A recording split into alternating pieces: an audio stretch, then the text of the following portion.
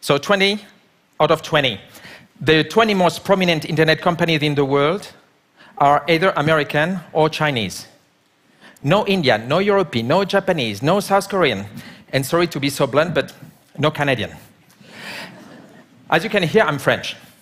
I live in China, work with the most advanced tech companies, and I focus my research on the economic impact of the digital revolution. Since I've started it, I'm obsessed by its geographical imbalance, as it will create massive inequality between countries. As digital penetrates into every industry, there is one lesson from the previous industrial revolutions that we should never forget. If all jobs are destroyed everywhere, new jobs are created only where there is enough capital and innovation capabilities. And at the moment, both of them are lying on the shores of the Pacific Ocean. The west coast of the US, the east coast of China. So I fear, my dear Europe, and the rest of the world actually face a very simple dilemma. Either they find a way to catch up quickly on digital, or they de facto accept US-China economic hegemony for decades to come. But what are their options to create a more balanced world? Well, an obvious one is to try to fight back and limit the influence of the American and Chinese digital titans. It has already started. Look, for instance, at the $5 billion US fine Google received from the EU last July. I count nearly 300 regulations and protectionist barriers on digital in 95 countries. But this approach, this option, is actually lose-lose.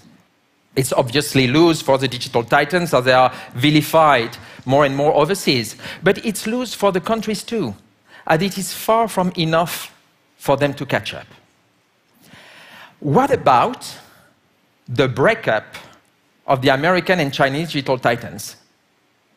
If countries from the rest of the world believe this is the right thing to do, the right option, I encourage them to pray. They don't have any other lever. Can you seriously envisage that President Trump and President Xi will break up Google and Alibaba to please the EU and India to help them catch up? As long as the American and Chinese digital titans are not perceived as jeopardizing their own country interest, nothing serious will happen, and that's perfectly fair. So let me offer you an alternative option, one that might seem a bit counterintuitive at first. Instead of fighting against the growing power of the American and Chinese digital titans, countries from the rest of the world should tango with them.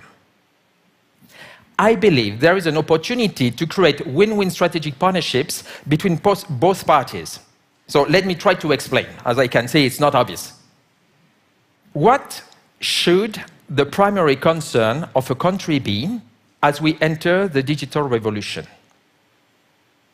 In my opinion, it is to make sure that digital jobs, your future jobs, are created locally. Unfortunately, it won't happen by miracle. And this is why governments from the rest of the world need to jump in and play a catalyst role. They have a tremendously difficult agenda.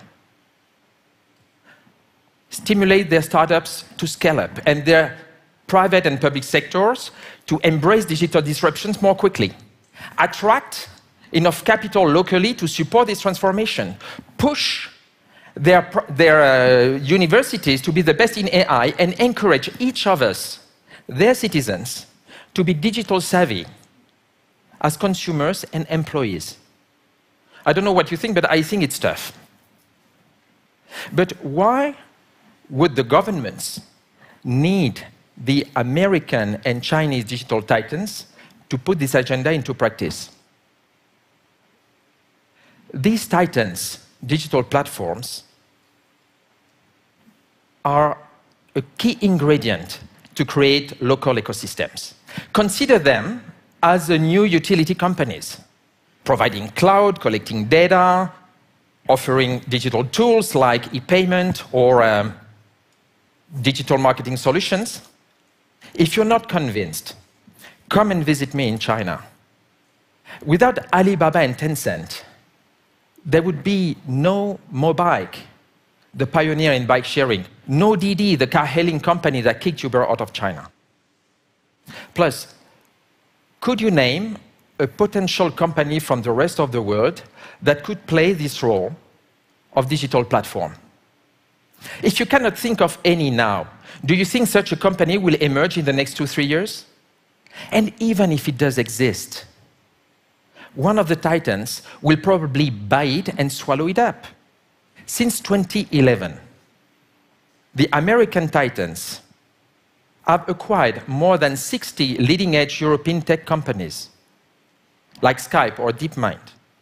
If you add to this that 75% of the tech unicorns, these companies, these private companies valued more than $1 billion US, are either American or Chinese, how do you want such a challenger to emerge in the rest of the world?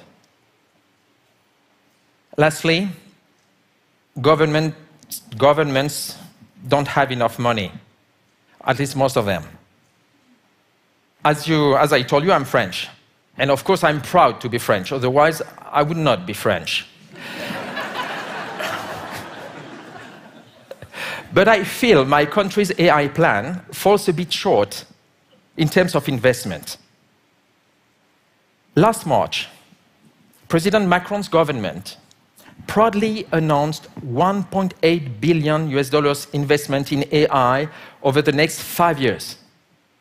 During the same period of time, most of the titans, if not all, will have spent 10 to 30 times more. I'm not blaming anyone. That's just a fact. Governments don't have enough money. But why would the digital titans be ready to tango with the government? Of course, governments have some sticks they can wave in front of the titans. Antitrust lawsuits, additional taxes, new regulations, but they have carrots too. They can adapt regulation and offer large-scale pilots in selected areas. They can provide tax incentives to launch large digitalization programs for small and medium businesses. They can offer many, many things. And I believe that today, the digital titans might be receptive to these carrots, as times are changing for them too. It might seem to be a paradox, but the bigger these companies become, the more intense the competition between them is. Why? Because they all look for growth from the same profit pools. E-mobility, cloud, fintech, they all fight on the same battlegrounds, and the battles are fierce. In Southeast Asia, Alibaba and Tencent invested heavily in local e-commerce players, Lazada and Shopee, to win the battle of e-commerce in that region against Amazon. And against each other, by the way. Then, in India, Google and Alibaba's Paytm are fighting to become the leader in e-payment. So if a titan believes that the support of a government can help win the battle, it might be receptive. And some recent examples of win-win strategic partnerships actually show they are. Look at the win-win strategic partnership between Google and India on Digital India. It's a win for Prime Minister Modi's new India, as Google invested a lot and launched many initiatives. But each initiative is a win for Google too. Let's take, for example, the one that aims to upskill 2 million Indian developers with the latest digital technologies. It helps Google feed its local talent pipeline. develop its local ecosystem, promote its own digital tools to these 2 million Indian developers. So it's win-win. Look also at the Electronic World Trade Platform initiative that Alibaba cemented with the Malaysian government. It basically offers local SMEs the infrastructure and the services to engage in e-commerce and gain visibility on the world stage. It's a win for Alibaba, as it has now a clear competitive advantage in this region thanks to its big logistics hub. It's a win for Malaysia, as this initiative is expected to boost its e-commerce sector up to $47 billion by 2020, 15% of the current country's GDP. It's huge. Of course, this option poses some risks. But let's take a step back. Do you have a better alternative option to help these countries catch up and capture their fair share of this digital revolution? If yes, please give me a call. I will be delighted.